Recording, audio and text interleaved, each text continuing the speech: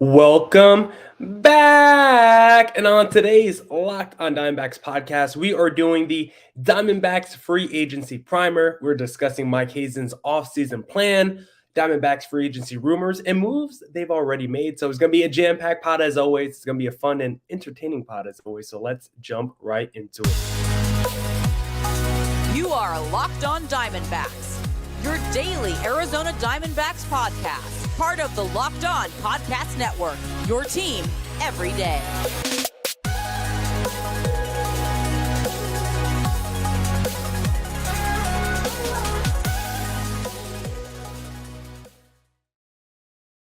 Millard Thomas of Locked on Diamondbacks still here. I'm a multimedia journalist and I'm a graphic designer. So please go check out my website, millardthomas24.myportfolio.com. On there you can see all my latest work, from my packages to my articles to my photos and my graphic design. Almost forgot what I was going to say for a second. If you want to see more content by me, just follow me on Twitter at CreatorThomas24 for my personal account, or just look up Locked on Diamondbacks on both Twitter and Instagram for the podcast handle. And of course, thank you for making Locked on Diamondbacks your first listen every day. I would not be able to do this podcast without you, my loyal listeners, sharing, subscribing, reviewing, doing all that so I could do this podcast for you.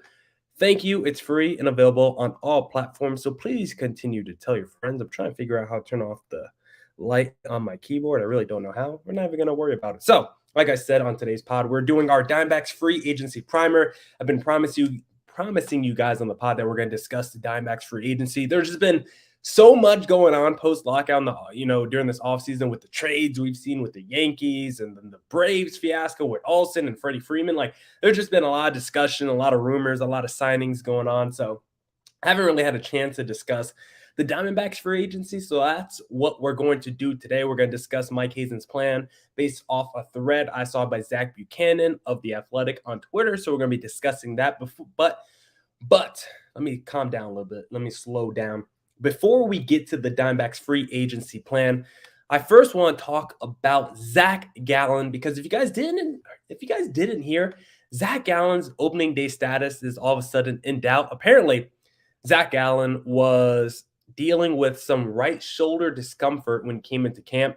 Gallen originally felt the discomfort during the lockout when he was unable to consult with teams' physicians and underwent an MRI on his own. He was diagnosed with bursitis and is still dealing with some of the effects of that issue.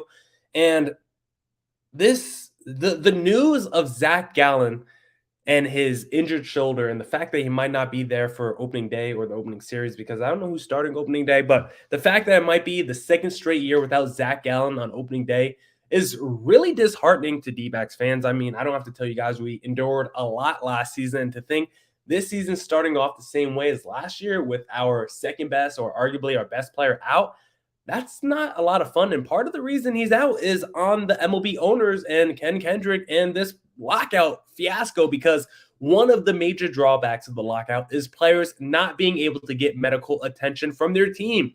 That's what happened with Zac Gallen. He was not able to consult with the Diamondbacks doctors, the physicians, the people that work with Zac Gallen on a daily basis. Gallen was not allowed contact with those people. He had to do it himself, which is crazy and insane to think about.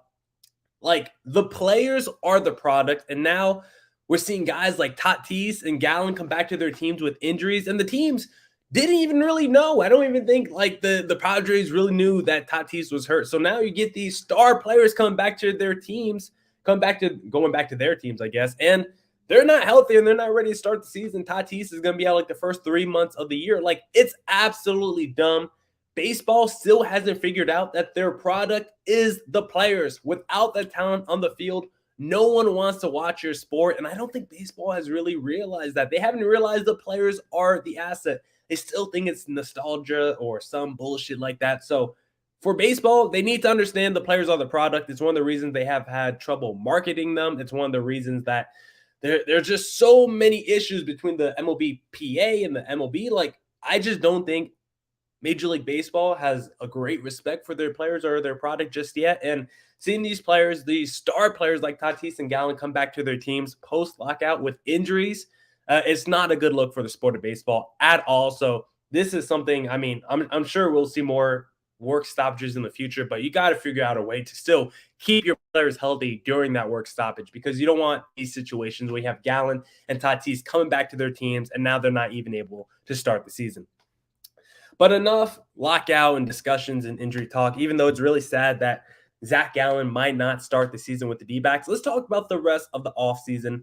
And this is going to be based off a thread I saw by Zach Buchanan of The Athletic on Twitter, because he, of course, is at spring training and he talked to Mike Hazen. So let's get into his thread, because he starts it off with talking about the focus, what Mike Hazen's focus is during this free agency period. And the focus right now is on the bullpen. Hazen sees the free agent market as the most likely route for that. He wants guys capable of pitching the 7th or 8th inning, which would leave middle relief roles available for prospects getting a taste of the majors. That is what Buchanan said. And we've already seen Mike Hazen make one move to help the bullpen, and that is an old friend, #old friend alert, Ian Kennedy, the man who was 4th in Cy Young voting in 2011 for the D-backs. It's been a very long time since this man has suited up in Arizona. This man in 2011 led the National League in wins, like I said, 4th in Cy Young voting, and he's coming back, I believe just a one-year deal, $4.75 million plus $2.35 million in incentives. So I guess the incentives could drive it up, but overall the base salary is less than $5 million. I think that's a pretty good deal for Ian Kennedy. That's not breaking any banks. He has been a closer basically with the Royals, and I think he was traded last season as well. So in 2019, 2021, basically, he's been a full-time closer, and it's really worked out for him. A 27% strikeout rate during that time, a sub 3.5 ERA. Like, Ian Kennedy has looked better as a closer than I thought he was going to be. And part of the reason is because he really struggled as a starter after leaving the D-backs. Like, that 2011 season was by far the peak of Ian Kennedy. And it might have been the outlier year, because if you look at his starting pitching years after 2011, it's a lot of mediocre starting pitching. But as soon as the Royals were like, hey, we're paying you a fat deal, let's try to move you to the bullpen and see what we could do with you. That was a very smart decision by the Royals. I think the Royals, even though they're haven't been very good recently, I think they're kind of a smart organization. They kind of make the right moves. So I think moving Ian Kennedy to the back end of the bullpen was a smart move. And now you look at him, he's had this resurgence. He's a little bit older, 37 years old. I should have checked the StatCast, because if even though he's a strikeout artist, I'm guessing Ian Kennedy doesn't throw too hard. Maybe I'm wrong. Maybe he's still got 95-mile-an-hour heater. I wish I checked the StatCast before doing this podcast. But at least as a strikeout artist, at least he still averages, 27% strikeout rate, around double-digit strikeouts per 9. The D-backs just don't have a lot of arms that can put away batters. So Ian Kennedy will be, a nice change of pace in terms of striking out guys. 174 average and 500 OPS allowed with runners in scoring position last season. 514 OPS allowed in high leverage moments last season.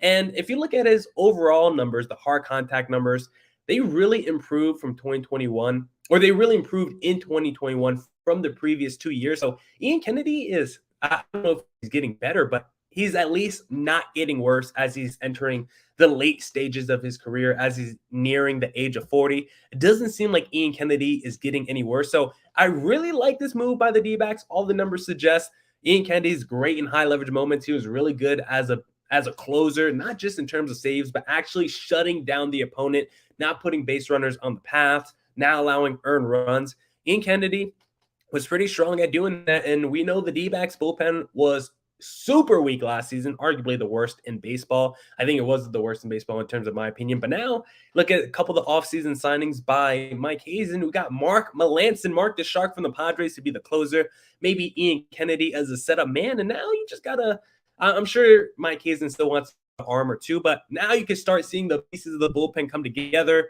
Maybe a JB Berskakis or something like that breaks out. Maybe Caleb Smith continues to really show his splits were real, and he's actually a good reliever. He's just not a good starter. So the bullpen is starting to give me hope that maybe it's not as bad as it used to be, like last season or the year before. So I like the Ian Kennedy move a lot, and I'm very curious to see how Mike Hazen fills out the rest of this roster. And if you want to know how Mike Hazen is going to do that, we still got more to talk about with Mike Hazen's offseason plan. But before we do that, I first want to tell you about Rock Auto, because this episode is brought to you by Rock Auto. With the ever-increasing number of makes and models, it's now impossible for your local chain auto parts store to stock all the parts you need. Why endure often pointless or seemingly intimidating questioning and wait while the person behind the counter orders the parts on their computer, choosing the only brand their warehouse happens to carry. Save time and money when using Rock Auto. Why choose to spend 30%, 50%, even 100% more for the same parts from a chain store or car dealership? Rock Auto is a family business serving do-it-yourselfers for over 20 years. Rock Auto prices are always reliably low for every customer. Just go to rockauto.com right now, see all the parts available for your car or truck, right locked on in there. How did you hear about us box? So they know we sent you. Amazing selection, reliably low prices, all the parts your car will ever need. Visit rockauto.com. Are you ready to discover your purpose and leave an impact wherever you go? Mission Possible, written and read by New York Times bestselling author and athlete Tim Tebow, encourages you to find your inspiration, pursue your purpose, and create a life for yourself that counts. Ignite a new spark in your life through this new inspirational listen. Mission Possible by Tim Tebow is available everywhere audiobooks are sold. Thanks for making Locked On Diamondbacks your first listen every day. Locked On MLB Prospects host Lindsey Crosby is a prospect encyclopedia. He's going deep on the MLB stars of tomorrow. It's free and available wherever you get your podcasts. All right. Let's get back into the podcast and let's discuss the rest of Mike Hazen's offseason plan. Now, the main focus is the bullpen, but there is a second priority for Mike Hazen this offseason, which would be a bat or two, maybe at third base. Hazen says he wants to see what the internal options can do at third, like a Van Meter, Rojas, or Drew Ellis, but he wouldn't rule out an addition. If they do add, that person would likely be a right-handed bat. So I definitely could see the D-backs adding a third baseman this offseason. I don't think that would be a surprise. I really wanted Kyle Seager. I feel like he would have been very Escobar-esque if we got Kyle Seager, but of course he's retired this offseason. I just don't want to see Josh Van Meter. That's the last thing. I'm sure he's a great guy, but I just don't think he's a very good Major League Baseball player. I'm sorry, Josh. One day I will hit you up to bring you on the pod, but I'm just not a huge fan of your game. Drew Ellis, he could be interesting. He's young. He seems like he could have some power as well, but I think Josh Rojas is going to be the guy that eventually gets the first look at least at third base. I think he could be the everyday starting third baseman for the D-backs next season. So we'll see. I think he'll probably get the first crack at it. But in terms of the D-backs adding another bat, just overall, looking at MLBTradeRumors.com, not just MLB Trade Rumors, the D-backs are apparently interested in Michael Conforto of the Mets. I think that would be pretty interesting. I like Conforto. He's coming off a disappointing season where he batted .232, 729 OPS, only 14 home runs in 125 games. But I kind of like that because he's a depreciating asset with a pretty high ceiling. So I think that could make his contract cheaper than, some other players out there in free agency with a similar ceiling. So if we could get Conforto for the right price tag, I would like it. He's someone that's coming off a poor season that I still think has a lot in the tank. He's not even 30 years old yet. And if you look at the 3 previous seasons that are not COVID shortened, so not the 2020 season, if you look at the previous 3 years before 2020, it was basically an 850 OPS every year with 28 bombs a season. So I think Conforto is still pretty good. And I just think he's coming off a down season, and maybe he can have a bounce back season in the D-backs uniform. The hard contact numbers, the strikeout numbers, and the walk numbers are still all right aligned with what he's done in his career. So I think Conforto is the perfect low risk or maybe medium risk, but high reward candidate for the D-backs if that price tag is right. And then speaking of Rojas, Buchanan asked Hazen if he'd bounce around the diamond like he did in 2021. Hazen didn't answer directly, but did say forcing defensive flexibility penalized us a bit last year and that more guys will find one home. So, like I said before, I think Rojas will get the first crack to be the everyday starting third baseman, but I think this comment is actually directed at Ketel Marte because we've seen reports recently, and we kind of knew at the end of last season that Ketel Marte will be going back to second base full time, which I think is the right thing. Like, of course, Ketel Marte is versatile. He's athletic. He can probably play every position on the diamond, but I think the smartest and safest position for Ketel Marte to play, and the most natural probably for him, is second base. I just don't think he had good feel out there in center field. Like, he could make the plays, but I don't think the defensive stats liked Kenton Marte in center field, and he just seemed kind of reckless out there. He seemed to just throw his body around and run into walls, and I always felt like he was going to be an injury liability whenever I watched him in center. I just thought he was too reckless out there. So considering Kenton Marte is a legit MVP candidate when he's healthy, I do not want to put this guy in harm's way at all, and I think center field could definitely do that. Of course, there's still plays at second base that could get Kenton Marte hurt, but I think there's just less risk at second than there is in center field. So hopefully moving Kenton Marte back to second base full-time can help out his health. And then what about trades? Zach Buchanan asks. Hazen did say they've gotten calls on areas of veteran depth, like in the rotation and in the outfield. And Zach Buchanan speculates maybe David Peralta could be moved. I think that would make a lot of sense because his age is like mid-30s, might want to play for a contender, and he's got a pretty cheap contract. I think he's making like less than $8 million a year heading into next season. So he's still a guy that's super clutch. If you look at his clutch numbers and excuse me, hope you guys didn't hear that. And numbers with runners in scoring position. David Peralta is still a pretty good guy. He's still, I think his hard contact numbers are still pretty solid, even though he doesn't hit a lot of home runs. Still think he hits the ball pretty hard. So I think David Peralta could be an interesting guy for a contender. I just don't think we're getting a lot for David Peralta. I wouldn't expect a Matt Olson level package for David Peralta. And then speaking of trades, one name that has been floated out there in trades, and it's not really on the D-backs end, but on the New York Mets end, we've already talked about Conforto, but they're apparently interested in Luke Weaver. I think I saw that circulating around Twitter. I mean, I wouldn't mind moving Luke Weaver. I just feel like the return for him wouldn't be very good. I at least want to see one more season from him. I want to know if he can actually get back to what we saw in 2019.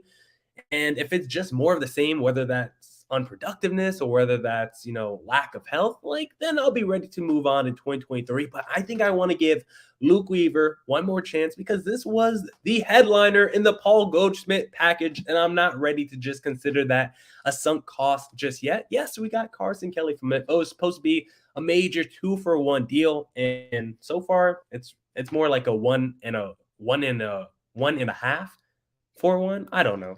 It was a very bad joke, so just don't mind me there. But I need Luke Weaver to step up in 2022 and get back to those 2019 levels. Otherwise, I wouldn't be too upset trading him. Former Braves host Dylan Short, he did suggest to me on Twitter maybe Dominic Smith or JD Davis for Luke Weaver from the New York Mets. I think Smith is interesting, 27 years old, showed some power potential in the past, struggled a bit in 2021. But I think JD Davis is really the guy that interests me because he's like the same age as Dominic Smith, give or take a year or two.